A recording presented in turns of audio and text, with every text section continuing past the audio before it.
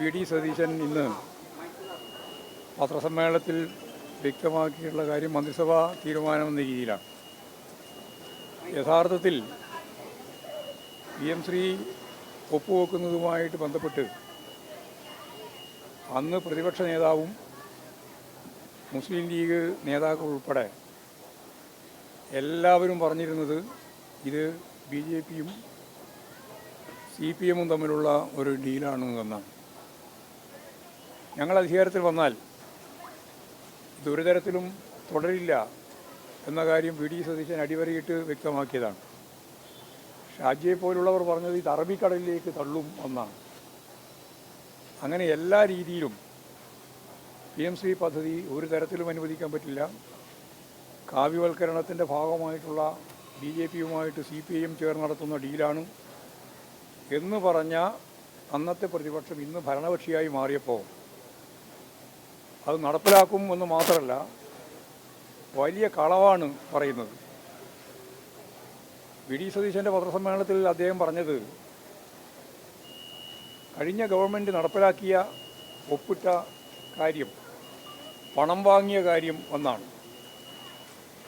കളവ് പറയുന്നതിൽ യാതൊരു മടിയുമില്ലാത്ത ഒരു പ്രതിപക്ഷ നേതാവിനെയായിരുന്നു നമുക്ക് മുമ്പറിയാം. ഇപ്പോഴും മുഖ്യമന്ത്രിയെയും അങ്ങനെ തന്നെ പറയുന്നു. കളവാണ് പറയുന്നത് എന്ന് പറയാൻ ഞങ്ങൾക്ക് വിഷമമുണ്ട്, എന്നാലും പറയാതിരിക്കാൻ പറ്റില്ല. കളവ് പറയുകയാണ്. ഒരു നയാ പൈസ ഇതിൻ്റെ ഭാഗമായിട്ട് വാങ്ങിയിട്ടില്ല. കാരണം എവിടെയാണ്, ഏത് ബ്ലോക്കിലാണ് നടപ്പിലാക്കേണ്ടത്, ഏത് സ്കൂളുകളാണ് ഇതിൻ്റെ ഭാഗമായിട്ട് വരിക എന്ന് പോലും തീരുമാനിച്ചിട്ടില്ല. അത് നടപ്പിലാക്കിയത് മരവിപ്പിക്കുകയാണ് ചെയ്തിട്ടുള്ളത്.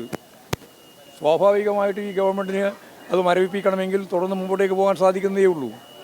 അപ്പോൾ കളവ് പറഞ്ഞ് രക്ഷപ്പെടാൻ വേണ്ടിയിട്ടാണ് BJPക്ക് പൂർണ്ണമായിട്ടും കീഴടങ്ങിയിട്ടൊരു നിലപാടാണ് യഥാർത്ഥത്തിൽ സ്വീകരിച്ചുകൊണ്ടിരിക്കുന്നത്. അതാണ് സ്പെഷ്യൽ പ്രോസിക്യൂട്ടർ നിയമനം ഉൾപ്പെടെയുള്ള കാര്യങ്ങൾ നമ്മൾ കണ്ടത്.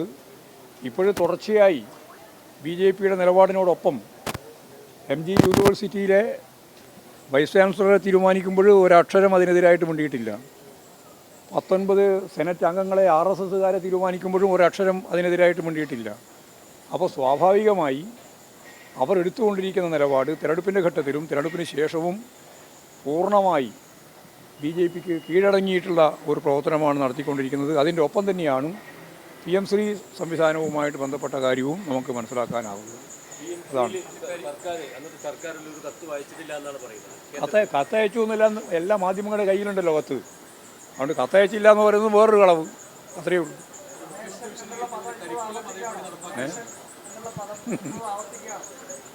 ഞാനിപ്പോഴങ്ങനെയൊന്നും പറയാൻ ഉദ്ദേശിക്കുന്നില്ല. അദ്ദേഹം പറഞ്ഞത് കളവാണ്. പണം വാങ്ങി എന്നാണല്ലോ പറഞ്ഞത്.